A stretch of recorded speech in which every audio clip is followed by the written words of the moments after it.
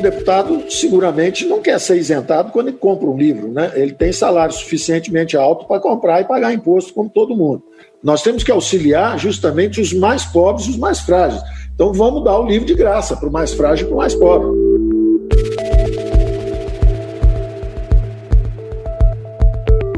Esse é o ministro da Economia, Paulo Guedes, em audiência pública na Comissão Mista Temporária da Reforma Tributária, em agosto do ano passado.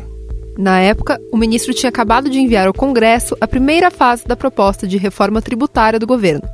Nela está estabelecida a criação da Contribuição Social sobre Operações com Bens e Serviços, a CBS, que substituiria o PIS e a COFINS. O novo tributo teria alíquota de 12%. Entre as propostas do texto da reforma, uma em especial gerou polêmica ainda no ano passado: o fim da isenção do tributo sobre livros, revistas e jornais impressos. O impacto seria em média de 20% no preço final. Capitães da Areia, clássico de Jorge Amado, passaria de R$ 52 para R$ 62. Essa edição da Bíblia de R$ 150 para R$ 180. O livro de direito de R$ 159 para R$ 191. A resposta veio de imediato. A campanha Defenda o Livro mobilizou editores, escritores e leitores nas redes sociais, com manifestos e abaixo-assinados virtuais e apoio de grandes instituições do setor, como a Câmara Brasileira do Livro e o Sindicato Nacional dos Editores de Livros. Mais de 6 meses depois, o assunto voltou à tona. Na semana passada, a Receita Federal publicou um novo documento de perguntas e respostas sobre a proposta da CBS. Um dos itens trata da cobrança na venda de livros. No documento, a Receita Federal justifica o fim da isenção, afirmando que os livros seriam bens consumidos apenas pela faixa mais rica da população e que a arrecadação a mais permitiria ao governo focalizar em outras políticas públicas, como nas áreas de saúde e educação. O texto acrescenta que dados da pesquisa de orçamentos familiares de 2019 do IBGE apontam que famílias com renda de até 2 salários mínimos não consomem livros não didáticos e que a maior parte desses livros é consumida pelas famílias com renda superior a 10 salários mínimos. A Receita argumenta ainda que não existem avaliações que indiquem que houve redução do preço dos livros após a concessão da isenção. As afirmações da Receita, é claro, geraram enorme repercussão. Eu, como um homem negro, nascido e criado na periferia, na Baixada Fluminense aqui do Rio de Janeiro, tive minha vida total e completamente transformada pela literatura. No ano de 2013, eu fui à Bienal do Livro e comprei o que foi o primeiro livro que eu comprei e li na minha vida.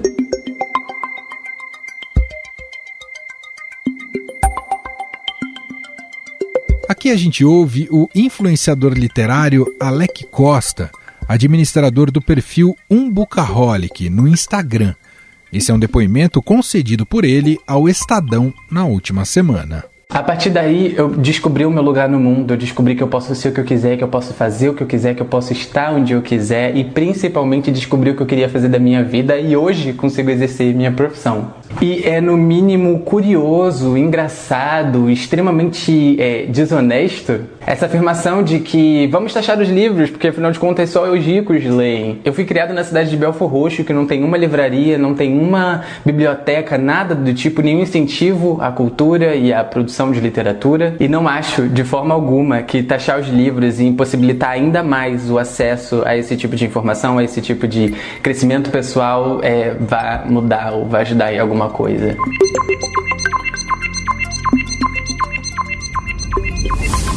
Eu acho que é um equívoco, né? Quer dizer, eu não consigo acreditar que haja uma má vontade, né?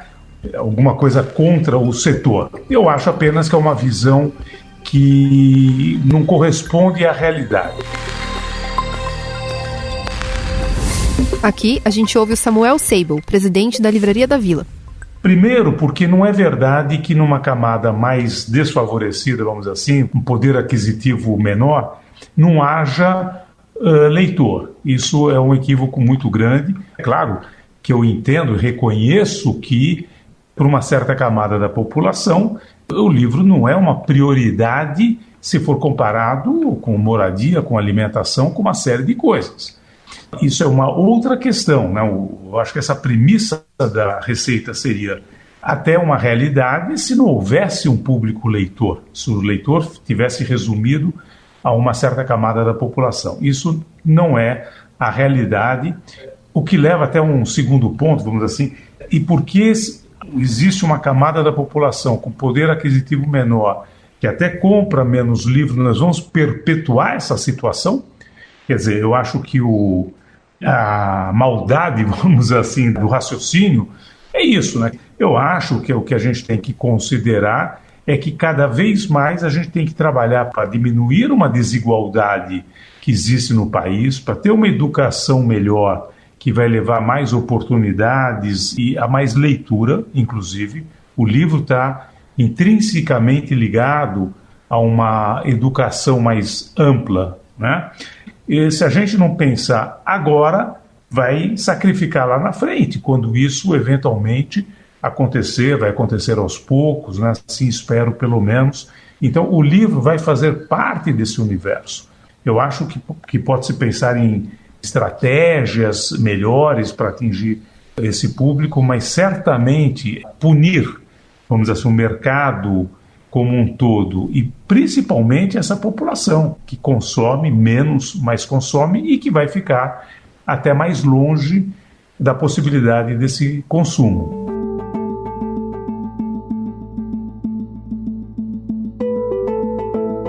Vamos traçar um breve histórico. A isenção de impostos para o papel utilizado na impressão de livros, jornais e revistas começou em 1946, com um projeto de um dos mestres da literatura brasileira, Jorge Amado, que na época era deputado federal.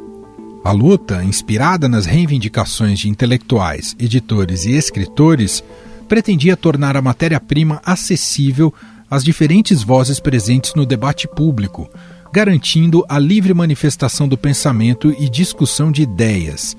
As isenções que estavam vigentes foram mantidas pela Constituição de 1988. Mas, inicialmente, a isenção não se aplicava aos chamados tributos de contribuição, como o PIS e o COFINS, que incidem sobre bens e serviços.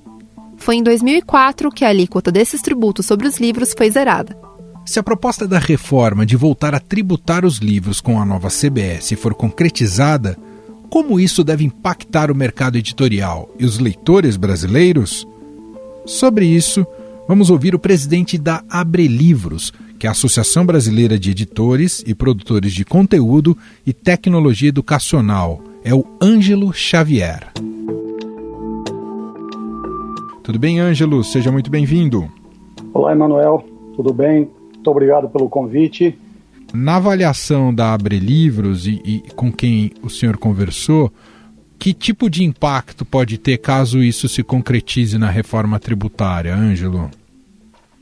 Bom, Emanuel, esse impacto já vem nos perturbando há um certo tempo, desde o ano passado, quando o governo colocou no Congresso esse PL 3887.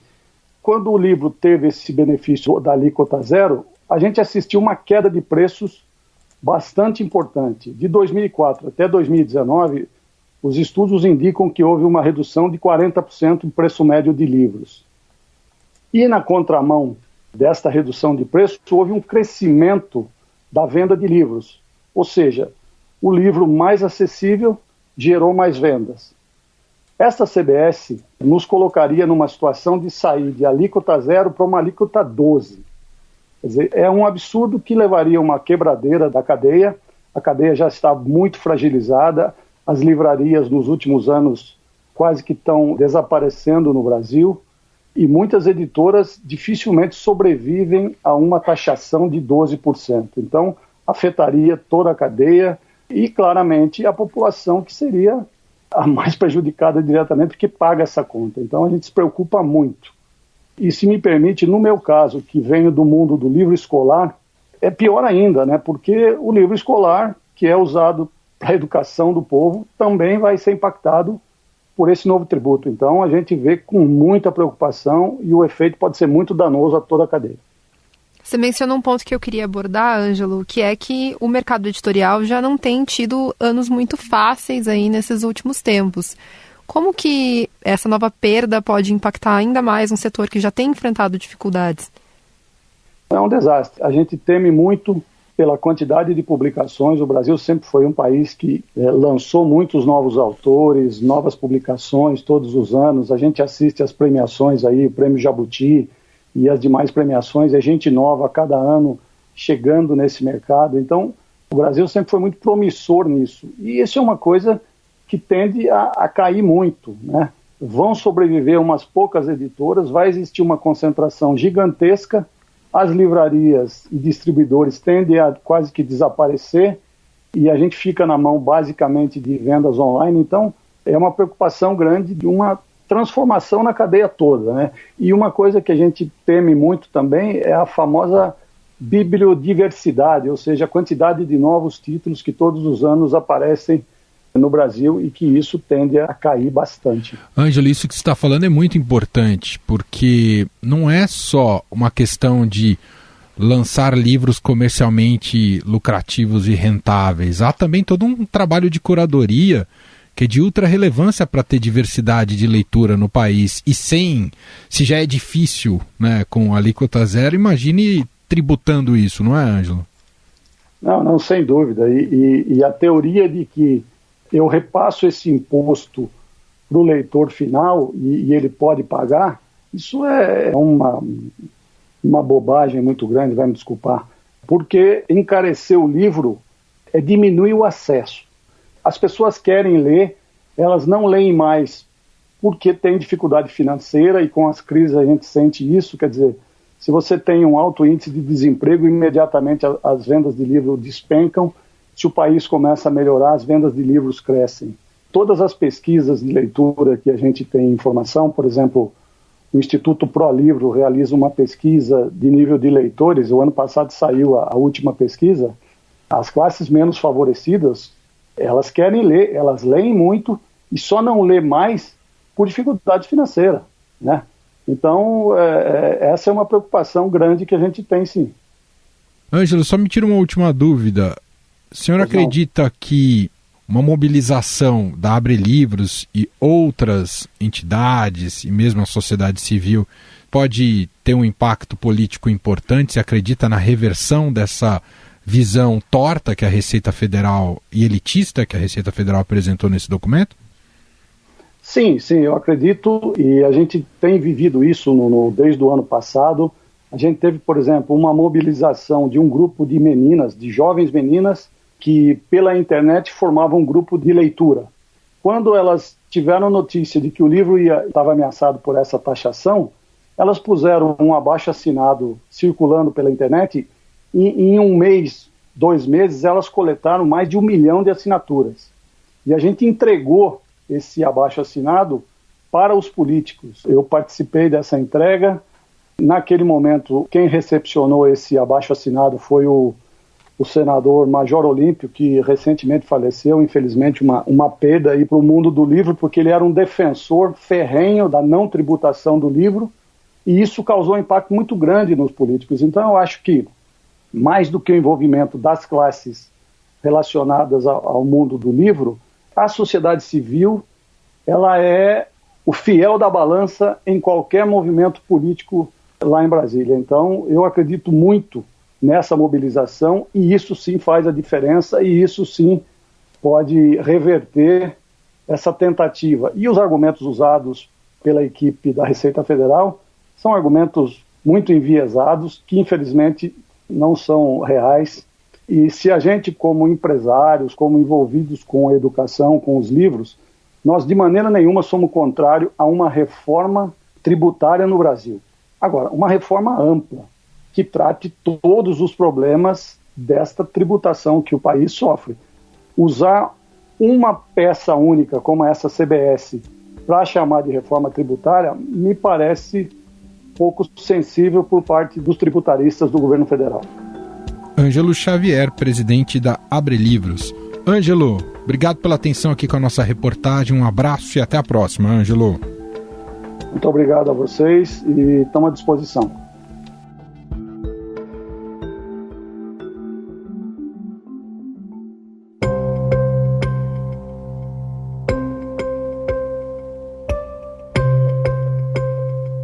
documento da Receita Federal revela da visão da equipe econômica sobre a educação brasileira. Que impacto uma mudança na tributação sobre livros teria de fato no orçamento? Sobre o assunto, conversamos agora com o especialista em educação e orçamento, João Marcelo Borges, pesquisador do Centro de Desenvolvimento da Gestão Pública e Políticas Educacionais da Fundação Getúlio Vargas. Tudo bem, João? Seja muito bem-vindo. Obrigado por ter aceitado aqui o nosso convite. Tudo ótimo. Obrigado a vocês pelo convite. Diante daquilo que foi colocado como argumentação da Receita Federal, que tem um caráter ali elitista, a gente pode entender que, no fundo, a Receita não teve uma visão ampla, educacional, social, mas só arrecadatória. Podemos chegar já a essa conclusão, João? Olha, acho que sim, e a gente pode observar isso olhando para outras decisões desse governo, né? Não restritas à Receita Federal. Vamos lembrar que, no ano passado, o governo reduziu os impostos de importação sobre consoles de videogames em dezembro de 2020, semanas antes do colapso em Manaus. A Camex, um órgão ligado ao Ministério da Economia, aumentou o imposto de importação sobre cilindros de oxigênio e agora somos surpreendidos com essa nota da Receita Federal propondo majorar, a tributação sobre livros, mostrando um total desconhecimento da realidade da leitura no Brasil e da realidade desse setor em particular e também dos impactos, inclusive orçamentários, dessa medida. João, uma outra coisa que a Receita afirma como justificativa nesse documento é que essa isenção não teria nenhum impacto de fato no preço dos livros. Você acha que isso se traduz de fato? Eu sei que a isenção é uma coisa que não é nova, é uma coisa que vem desde os anos 40, da época que Jorge Amado era deputado e trouxe esse projeto. É possível a Receita afirmar de fato que isso não tem um impacto hoje? Não faz o menor sentido. Qualquer aumento de alíquota sobre produtos vai gerar um aumento no seu preço. Também espanta que esse governo, que tem reiterado desde o início a importância de alterar o sistema tributário brasileiro para diminuir a tributação sobre consumo e aumentar a tributação sobre renda e patrimônio, esteja agora propondo um aumento da carga sobre consumo e consumo de um bem tão importante. As editoras, tanto editoras de livros literários como editoras de livros didáticos, que são a maior parte do mercado editorial brasileiro, já reagiram informando que, em alguns casos, uma alíquota de 12%, que é a proposta da Receita Federal, poderia elevar o preço dos livros em até 20% para que fosse possível recuperar a margem de lucro dessas editoras. Então, a ideia de que um aumento de tributação não gere aumento do preço final é completamente estapafúrdia, né? Bom, não é que reforma tributária não seja importante, não é, João? A reforma tributária, em tese, ela vem justamente para, inclusive, tentar buscar uma maior justiça social e diminuir a desigualdade social. O que há aí é um claro desvio, um erro de avaliação desse setor. E isso, o governo não se movimentou em nenhum momento pela reforma tributária.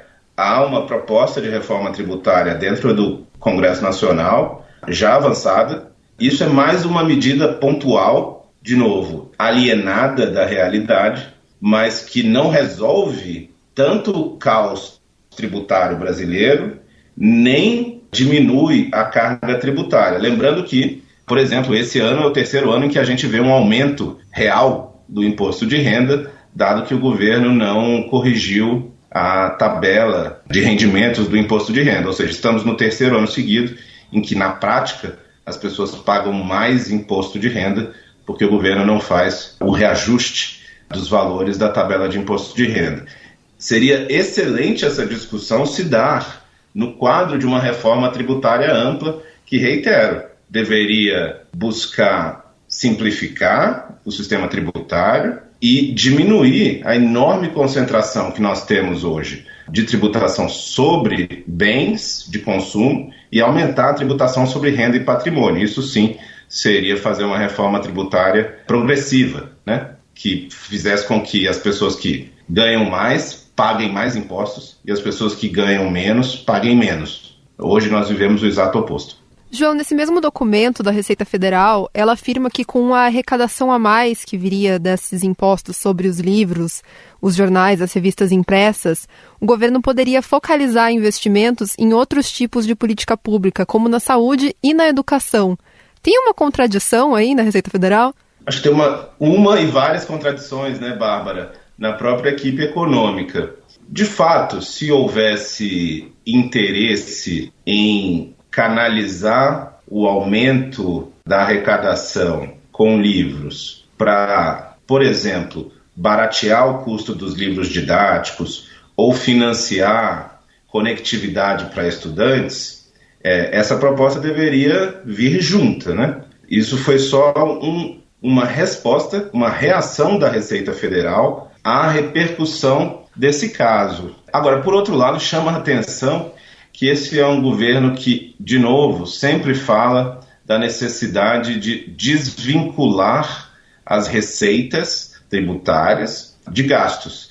Então, me parece muito estranho esse tipo de argumento, de que um aumento da arrecadação poderia ser revertido ou vinculado para programas, seja na área de educação, seja em outras áreas onde livros também são essenciais, né? Imagina como é que profissionais de saúde, profissionais de assistência social operam no seu dia a dia. Não se trata de educação formal, eles precisam de reciclagem e isso também passa por aquisição e consumo de livros. João, você mencionou os livros didáticos. E a gente sabe que o governo ele é responsável pela compra de boa parte dos livros didáticos que são usados nas escolas brasileiras, cerca de 40%. Então, esse aumento dos impostos sobre os livros poderia, inclusive, gerar um gasto maior para o governo, pensando por esse lado? Certamente, né? A não ser que uma decisão dessa excluísse os livros didáticos dessa majoração tributária, o fim da isenção teria impacto orçamentário, o que inclusive requereria intervenção e aprovação do Congresso Nacional. Vou dar só um exemplo. Em 2020, o Programa Nacional do Livro Didático, executado pelo Ministério da Educação, adquiriu o equivalente a 1.390 bilhões de reais em livros didáticos distribuídos para todo o país. Digamos que houvesse um aumento de 10% no valor de cada livro. A alíquota é de 12%, as editoras estão dizendo que o aumento poderia ser até de 20%, digamos que ele seja de 10%. Isso significaria um impacto, uma perda de 139 milhões de reais para o governo federal, que teriam que ser buscados extraindo esse recurso de outras áreas, ou na prática aumentando o endividamento público, dado que hoje o Brasil está rodando anos a fio com o aumento do endividamento, porque as receitas são menores do que as despesas. Então, a gente perderia tanto no Programa Nacional de Livros Didáticos, que vai para a educação básica, mas vamos imaginar outros impactos. Qual seria a capacidade das universidades públicas e particulares de reciclar e expandir os acervos das suas bibliotecas? Qual seria a capacidade de professores, pesquisadores se manterem atualizados com a produção científica no mundo? Qual seria a capacidade das famílias brasileiras, mesmo em escolas particulares, de adquirir livros didáticos e literários? Ou seja, a gente já tem uma situação em que o livro é um item de luxo no Brasil, porque o livro no Brasil é muito caro. Ainda assim, há a prática de leitura mesmo entre as famílias mais pobres, mas a aquisição de livros é dificultada, inclusive pelo seu valor. Aumentar o valor significa uma medida que vai contra a intenção de aumentar o hábito de leitura e que atinge diretamente os sistemas educacionais de ciência e tecnologia do país, além de ter um impacto orçamentário para o governo federal, para os governos estaduais e municipais. Te ouvindo, João, me fica a impressão que o ministro da Educação ficou muito quieto com essa história. Claro, ele faz parte do governo, mas ele precisaria defender seu peixe nesse momento, não, João? O ministro da Educação é muito quieto, muito silente quando os temas educacionais relevantes estão na pauta. Ele costuma se manifestar mais quando temas de menor importância para a educação brasileira e que são, em geral, de grande importância para esse governo aparecem. Mas sobre conectividade a gente vê pouco, sobre uma coordenação nacional para a resposta à pandemia a gente vê pouco. E nesse caso, infelizmente, ele cumpriu a regra de silenciar quando algo tão crucial está na agenda. Muito bem. Nós agradecemos a João Marcelo Borges, especialista em educação e orçamento, pesquisador do Centro de Desenvolvimento da Gestão Pública e Políticas Educacionais da FGV, gentilmente aqui conversando com a nossa reportagem. Muito obrigado, viu, João? Até uma próxima. Muito obrigado a vocês, cuidem-se e até a próxima.